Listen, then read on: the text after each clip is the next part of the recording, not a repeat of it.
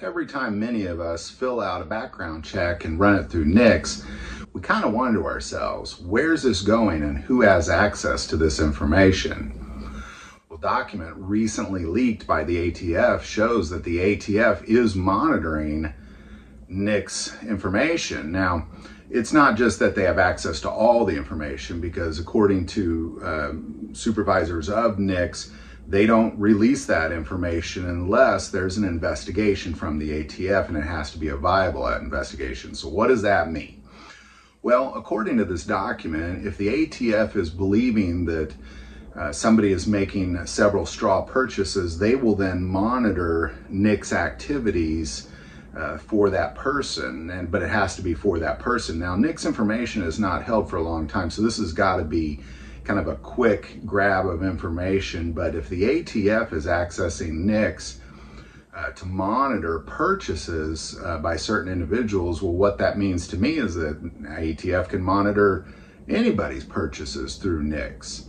Now, whether or not this is taking place, obviously, we're probably not going to find out. But what we do know is that the ATF absolutely will monitor certain NICS activity.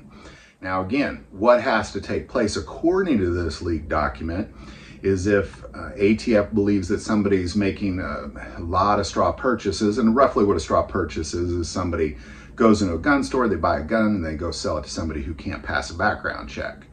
Now, if an individual is doing that often, what the ATF will do is then they will start an investigation.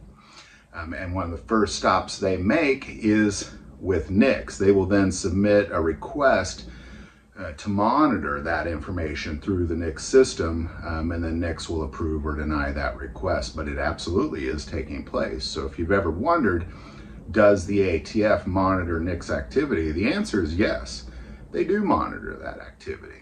Now, this is something I didn't know either. Now, I know that government agencies obviously work together at times, and certainly the ATF and NICS and FBI are all going to work together during many times, but this is definitely one of them. I find this information to be very disturbing. The fact that, I can go into a gun store and fill out a background check and walk out with a gun, and then the possibility that the ATF can then monitor that activity is absolutely an infringement on our Second Amendment rights, as well as our privacy for that matter. Government has no business knowing what kind of guns I own. Now, of course, their argument's going to be, well, we don't want to know what guns you own. We want to know what guns people making straw purchases own. I get that. I understand that. But where is the line? At what point is that line? Because if this information is just being leaked, clearly this isn't a system that's set up with some hard lines, meaning you can't cross this line. Like if you're looking for somebody making several straw purchases, we can give you that information, but at what point does that information stop? I'd really like to know that. Because in the end, again, I understand you're investigating a crime, you're looking into all the information you can find on that criminal.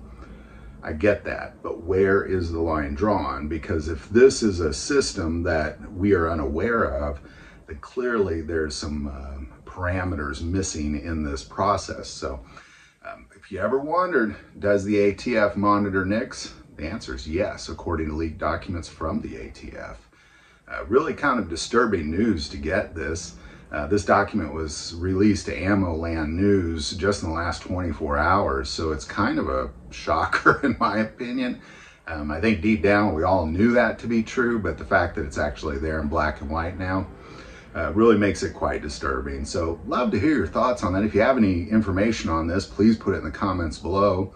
Any thoughts or opinions on it, absolutely put it in the comments below as well. If you like this video, click like and subscribe.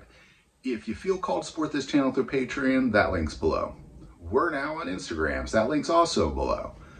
But the most important part of this channel is we take prayer requests, so please don't ever hesitate to send that in.